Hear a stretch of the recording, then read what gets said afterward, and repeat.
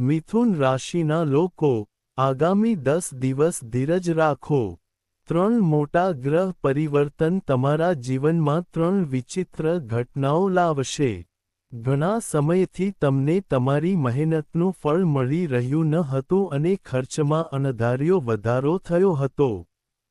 હવે તમે એક મોટો ફેરફાર જોશો. ઘણા સમયથી જીવનમાં સંઘર્ષ ચાલી રહ્યો હતો. શું 3 ગ્રહોની રાશિમાં આ પરિવર્તન તે સંઘર્ષોનો અંત લાવશે? આજના વિડીયોમાં જે બાબતોની ચર્ચા કરવામાં આવશે તે ગ્રહો અનુસાર હશે. ગ્રહોનું સ્થાન આપણને શું સૂચવે છે? દરેક વસ્તુ તમને વિગતવાર સમજાવવામાં આવશે. આ વિડીયોને અંત સુધી જુઓ કારણ કે તમારા કેટલાક પ્રિયજનો વિશે સત્ય પણ બહાર આવવાનું છે. આવનારા 10 દિવસમાં તમને આ ગ્રહ ગોચરની અસર દેખાવા લાગશે, જે તમારા જીવનમાં ખૂબ લાંબા સમય સુધી રહેશે. તેથી, જો તમે વિડીયોને અંત સુધી જોશો, તો તમને સાચી દિશા, યોગ્ય માર્ગદર્શન મળશે કે કયા 3 મોટા સારા સમાચાર આવવાના છે અને ગ્રહોની નકારાત્મક અસર શું હશે. શું કરવું અને શું ન કરવું? આ વિડીયોમાં દરેક બાબતની વિગતવાર ચર્ચા કરવામાં આવશે. જે કોઈ અંત સુધી જોશે તેને ઉપાય સાથે ઉકેલ પણ મળશે. પરંતુ જો તમે આ વિડીયોને અવગણશો, તો તમારું નસીબ તમારી વિરુદ્ધ થઈ જશે. જો તમે હજુ સુધી ચેનલને સબસ્ક્રાઇબ કરી નથી, તો કૃપા કરીને તેમ કરો, કારણ કે તમારી રાશિ સંબંધિત વધુ મહત્વપૂર્ણ વિડીયોઝ આ ચેનલ પર રિલીઝ કરવામાં આવશે. 11 મે 2026ના રોજ પહેલો ગ્રહ પરિવર્તન દેખાશે. જ્યારે મંગળ પોતાની રાશિમાં હશે, ત્યારે મંગળ તમારા 11મા ઘરમાં મેષ રાશિમાં પ્રવેશ કરશે. 11મું ઘર નફાનું ઘર છે. તે સિદ્ધિઓનું ઘર છે. તે આપણી ઈચ્છાઓની પરિપૂર્ણતાનું ઘર છે. તે ઈચ્છાઓની પરિપૂર્ણતાનું ઘર છે. અને 11મી મે પછી જ્યારે મંગળ અહીં જશે, ત્યારે તમને પહેલું પરિણામ એ દેખાશે કે તમે પહેલાં ક્યાંક રોકાણ કર્યું હતું, જ્યાંથી કોઈ વળતર, કોઈ નફો મળવાની બિલકુલ શક્યતા નહોતી. ત્યાંથી પણ મંગળ હવે 11મા ભાવમાં જશે અને 11મી મે પછી નફો લાવશે. મિથુન રાશિના લોકો, અમારી વાત ખૂબ ધ્યાનથી સાંભળો. ધારો કે કોઈ પૈસા ક્યાંક ફસાઈ ગયા છે અને તમને પણ તે પૈસા મળવાના છે. જો તમે ભૂલી ગયા હોવ કે પૈસા પાછા આવવાના નથી અથવા તમે ખોટા વ્યક્તિને ઉછીના આપ્યા હતા અને વિચારી રહ્યા હતા કે હવે તે મને પાછા નહીં આપે, તો મંગળ આવી અસર બતાવશે. અહીંથી, તે નફાનો સ્વામી છે અને સેનાપતિ પણ છે અને 11મા ભાવમાં પહોંચીને અટકેલા લોનના પૈસા પાછા મળશે અને તમને જૂના રોકાણોમાંથી નફો મળશે. અહીં સંપૂર્ણ શક્યતાઓ દેખાય છે. આ સમય દરમિયાન, તમારા કરારો પણ વધવાના છે. તેનો અર્થ એ છે કે તમારા કેટલાક મોટા લોકો સાથે સંબંધો હશે. તેમની સાથે તમારી ગાઢ મિત્રતા થશે. સંબંધો વધશે જે ભવિષ્ય માટે પાયો નાખશે. તેઓ ત્યાં લાભ આપશે. તમારા નિર્ણયો ખૂબ જ સચોટ હશે કારણ કે મંગળ આપણને એકાગ્રતા લાવે છે. મંગળ આપણને જીવનમાં ઘણી બાબતો શીખવે છે. હવે, 11 મે પછી તમે જે પણ નિર્ણય લો છો તે વ્યવસાયિક હેતુઓ માટે ખૂબ જ સારો સાબિત થશે. તે નિર્ણય નોકરીના હેતુઓ માટે પણ ખૂબ જ સારો સાબિત થશે. પરંતુ મંગળ એક અગ્નિ તત્વ છે. તે આપણામાં આક્રમકતા લાવે છે. તમે જોયું હશે કે કેટલાક લોકો ખૂબ ગુસ્સે થાય છે. જો તેઓ કોઈને કંઈ કહે છે, તો લોકો કહે છે કે તેમનો મંગળ ખરાબ હોવો જોઈએ. તેથી, મંગળ ચોક્કસપણે સકારાત્મક અસર કરી રહ્યો છે. કાર્યસ્થળ પર તમારા કામ પૂર્ણ થઈ રહ્યા છે. જૂની વાતો થઈ રહી છે. રોકાણ નફો આપી રહ્યું છે. અટકેલા પૈસા પાછા મળવાના છે. તે જ સમયે તમારે કેટલાક નકારાત્મક પરિણામો માટે પણ તૈયાર રહેવાની જરૂર છે. પરંતુ જો તમે કેટલીક બાબતો ધ્યાનમાં લો છો, તો પરિસ્થિતિ વધુ ખરાબ થતી અટકાવી શકાય છે. સૌપ્રથમ, જેમ જેમ તમારા 11મા ભાવમાં મંગળની આક્રમકતા વધે છે, તેમ તેમ તમે જોશો કે તમારા ભાઈ કે બહેન સાથે, અથવા ધારો કે કોઈ નજીકના મિત્ર સાથે વિવાદ થઈ શકે છે. આનું કારણ એ છે કે 11મું ભાવ આપણા મોટા ભાઈ બહેનનું ઘર છે, અને આ કારણોસર, મંગળ તેમની વચ્ચે અને તમારી વચ્ચે, તમારા પિતરાઈ ભાઈ બહેનો સાથે, તમારા ભાઈ બહેનો સાથે, નજીકના મિત્રો સાથે વિવાદો પેદા કરી શકે છે. તેઓ મુશ્કેલી ઊભી કરવાનો પ્રયાસ કરશે, તેથી ત્યાં સાવધ રહો. આ દુનિયામાં, જે લોકો આપણી નજીક છે, ભલે તેઓ ગમે તે હોય, સમય બદલાય અને ખરાબ સમય આવે ત્યારે તેઓ જ આપણી મદદ માટે આવે છે. તેથી, જો આપણે થોડા સમય માટે શાંત રહીએ અને તેઓ શું કહેવા માંગે છે તે સાંભળીએ, અને જો તેઓ આપણા કરતાં મોટા હોય, તો આપણે કંઈ ગુમાવીશું નહીં. તેથી, વિવાદોનો શિકાર ન બનો. નાની નાની વાતોને અવગણો. નહીંતર, મંગળ તમારા જીવનમાં સંબંધોમાં ઉથલપાથલ પેદા કરશે.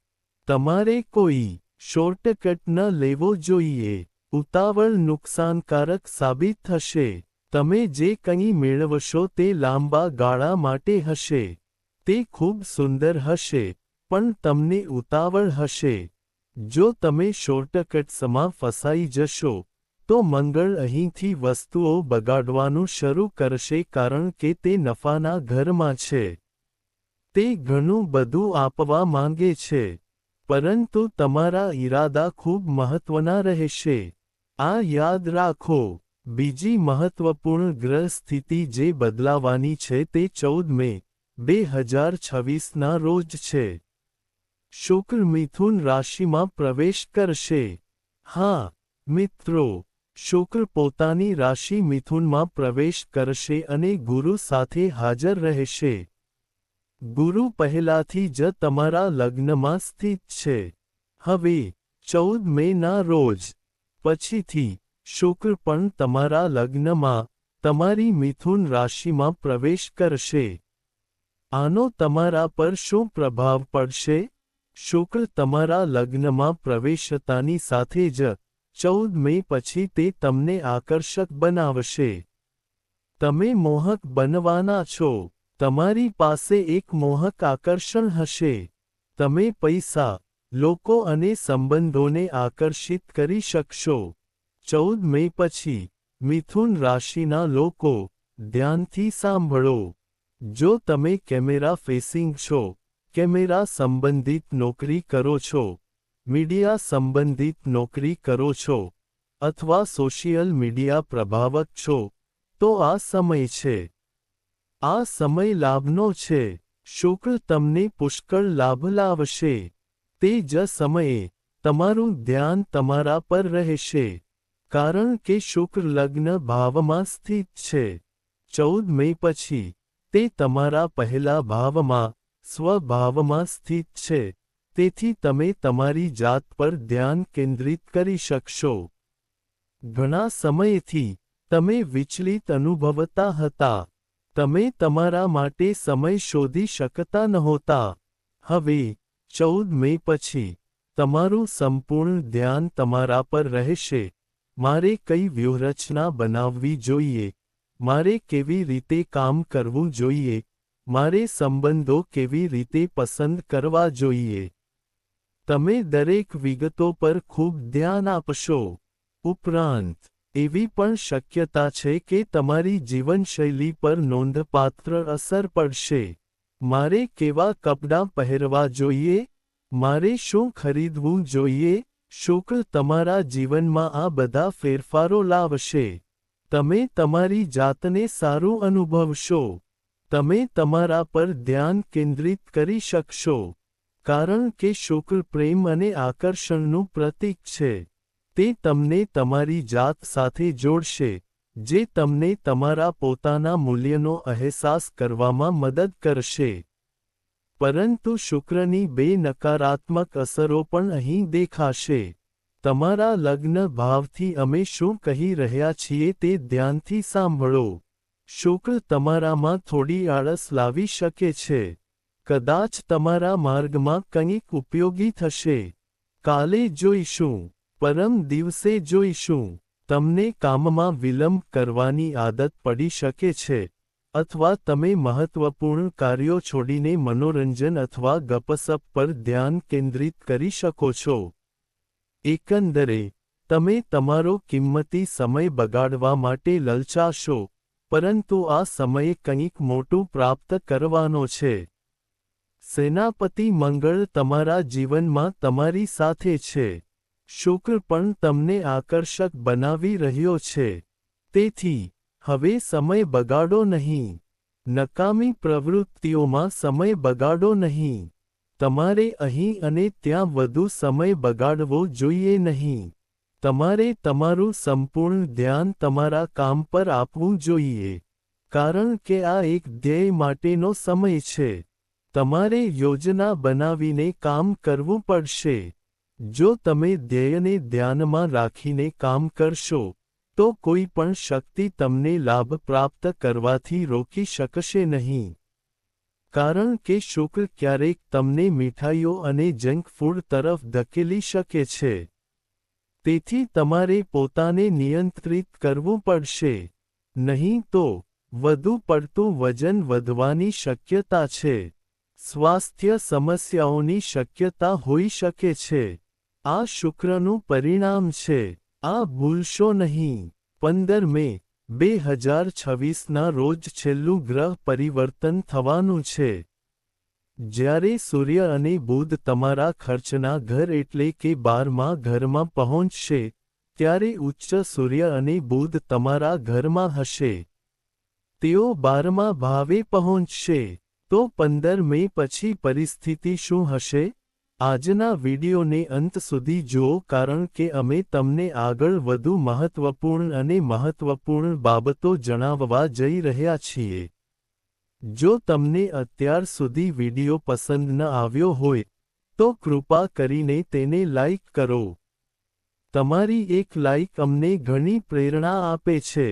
અમને ઘણો ટેકો મળે છે. તેને લાઇક કરો અને કોમેન્ટ બોક્સમાં સાચા હૃદયથી લખો, જય શનિદેવ. ઓમ નમઃ શિવાય. કોઈ પણ ભગવાનનું નામ. આ મંત્રનો જાપ કરવાથી તમને ખૂબ સારા સમાચાર મળશે. સૂર્ય અને બુધ 12મા ભાવમાં આવતાની સાથે જ તમને લાગશે કે તમારા જીવનમાં, જો તમારી વિદેશ યાત્રાની યોજનાઓ લાંબા સમયથી મુલતવી રાખવામાં આવી છે, તો હવે તમારી યોજનાઓ ફળીભૂત થવાની છે. જો તમે કોઈ બહુરાષ્ટ્રીય કંપનીમાં કામ કરો છો, તો તમને આનો ફાયદો થવાની શક્યતા છે. જો તમે આયાત નિકાસમાં કામ કરો છો, તો તમને ત્યાં પણ ખૂબ જ સારો સમય પસાર થશે. વધુમાં, તમને એકલા સમય પસાર કરવાનો આનંદ મળશે. ઉદાહરણ તરીકે, તમારા ઘરની છત પર બેસવાનો, અથવા શાંત મંદિરમાં જવાનો, તમને ત્યાં એકાંતમાં બેસવાનો આનંદ આવશે કારણ કે આ સમયે તમારી જાત સાથે જોડાવાનો, ધ્યાન કરવાનો, ધ્યાનનો અભ્યાસ કરવાનો છે. તમને ત્યાંથી ફાયદો થશે. જો તમે કોઈ સંશોધન કરી રહ્યા છો, તો સૂર્ય અને બુધ મળીને તમને તે સંશોધનમાં પણ ગહન લાભ આપશે. જો કે, સૂર્ય એક ગરમ ગ્રહ છે. ભલે તે ગ્રહોનો રાજા હોય, તેને ક્રૂર ગ્રહ માનવામાં આવે છે. તો 15 મે પછી શું નકારાત્મક અસર થઈ શકે છે? તમારા ખર્ચ અચાનક અનિયંત્રિત થઈ શકે છે. કારણ કે ખર્ચના ઘરમાં સૂર્યનું આગમન નકારાત્મક સંકેત આપી રહ્યું છે કે તમારે પોતાને નિયંત્રિત કરવું પડશે. કેટલાક ખર્ચા પણ આવી શકે છે જેને તમે ટાળી શકશો નહીં. આ બધું શુક્રને કારણે છે. તે થઈ ગયું. માફ કરશો. તે સૂર્ય દ્વારા કરવામાં આવ્યું છે. તેથી ખૂબ કાળજી રાખો. શક્ય તેટલું તમારા ખર્ચાઓ પર નિયંત્રણ રાખો, અને તમે ઉદ્ભવતા નોંધપાત્ર ખર્ચાઓને રોકી શકશો નહીં. તેથી, તમારે કૃતજ્ઞતા વ્યક્ત કરવાની જરૂર છે કે જે કંઈ થયું તે સારું હતું. મને ચિંતા કરવાની જરૂર નથી. આગળ જે કંઈ થશે તે પણ ખૂબ સારું જ થશે.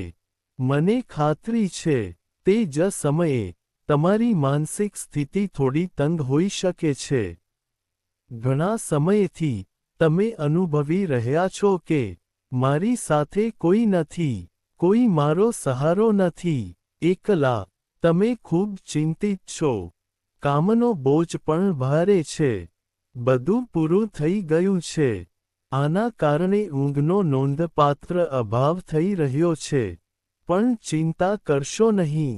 જેમ અંધારી રાત પછી સૂર્ય ઉગે છે અને તે બધા અંધકારને દૂર કરે છે, તેવી જ રીતે, આપણા જીવનમાં ગમે તેટલો અંધકાર હોય, જ્યારે સારો સમય આવે છે, ત્યારે બધા ખરાબ સમયનો અંત આવે છે. એ જ તબક્કો શરૂ થવાનો છે. અમે આ ગ્રહોના નકારાત્મક પ્રભાવને નિષ્ક્રિય કરવામાં અને તમારા જીવનમાં ઉદ્ભવતા કોઈપણ અવરોધોને રોકવા માટે 2 ઉકેલો શેર કરી રહ્યા છીએ. ઉકેલો શીખતા પહેલા, ચેનલને સબસ્ક્રાઇબ કરવાનું ભૂલશો નહીં, કારણ કે તમારી રાશિ વિશે વધુ મહત્વપૂર્ણ વિડિયોઝ આવવાના છે. પહેલો ઉપાય એ છે કે મંગળ તમારા જીવનમાં ક્યાંક ગુસ્સો લાવવાનો છે. મંગળ તમારા પ્રિયજનો અને ભાઈ બહેનો સાથેના તમારા સંબંધોને ક્યાંક બગાડવાનો છે. તેથી જો તમે ત્યાં શાંતિ ઈચ્છતા હોવ, જો તમે મંગળની શક્તિ ઈચ્છતા હોવ, તો તમારે કોઈપણ હનુમાન મંદિરમાં જવું પડશે. ત્યાં સરસવના તેલનો દીવો પ્રગટાવો અને ત્યાં બેસીને સુંદરકાંડ, બજરંગ બાણ અથવા હનુમાન ચાલીસાનો પાઠ કરો. તમારે એક મંત્ર લખવો જોઈએ જે તમને ઘણી રાહત આપશે. તે મંત્ર છે ઓમ હમ હનુમંતમા નમઃ. બીજો ઉપાય સૂર્ય અને બુધ માટે હશે જે તમારા જીવનમાં ક્યાંક છે. અચાનક, તમારા જીવનમાં ખર્ચાઓ ખૂબ વધી રહ્યા હતા. તે ડિપ્રેશનનું કારણ બની રહ્યા હતા અને તમને એવી પ્રવૃત્તિઓમાં ધકેલી રહ્યા હતા જે તમને ચિંતાનું કારણ બની રહ્યા હતા. સૂર્યને દરરોજ તમને જલજ્ઞાન આપવું પડે છે. આ તમારી કુંડળીમાં સૂર્યને મજબૂત બનાવે છે. બુધને શક્તિશાળી બનાવવા અને તમારી બુદ્ધિ વધારવા માટે, તમારે અઠવાડિયામાં એકવાર ગૌશાળામાં જવું જોઈએ અને ગાય માતાને લીલો ચારો ખવડાવવો જોઈએ. આનાથી તમને બુધનો આશીર્વાદ મળવા લાગશે. જો તમે ઈચ્છો છો કે શુક્ર દયાળુ બને અને તમારી આળસનો અંત લાવે, કાર્યો મુલતવી રાખવાની આદત છોડી દે અને તમારું વજન વધુ ન વધે, તો તમારે શું કરવું જોઈએ? શુક્રવારે, દેવી લક્ષ્મીને સફેદ મીઠાઈઓ ચઢાવવી જોઈએ અને નાની છોકરીઓને ખીર ચઢાવવી જોઈએ. શુક્રવારે, તમને તે અનુભવાશે. તમારા જીવનમાં પ્રવૃત્તિ આવશે. આળસ ભાગી જશે અને તમે તમારા કામ કરવામાં એટલા ઝડપી હશો કે ગતિ તમારા મનને ઉડાવી દેશે. મિથુન રાશિના લોકો, આજના વિડિયોમાં અમે 3 ગ્રહ પરિવર્તન વિશે મહત્વપૂર્ણ માહિતી વિશે વાત કરી છે. અમને આશા છે કે તમને વિડિયો ગમ્યો હશે. કૃપા કરીને તેને પસંદ કરો. જો તમારી પાસે કોઈ વ્યક્તિગત સમસ્યા છે જેનો અંત આવતો નથી, તો કૃપા કરીને અમને ટિપ્પણી વિભાગમાં જણાવો. અમે તમને એક ઉકેલ પ્રદાન કરીશું. હાલ પૂરતું, બધા દર્શકો માટે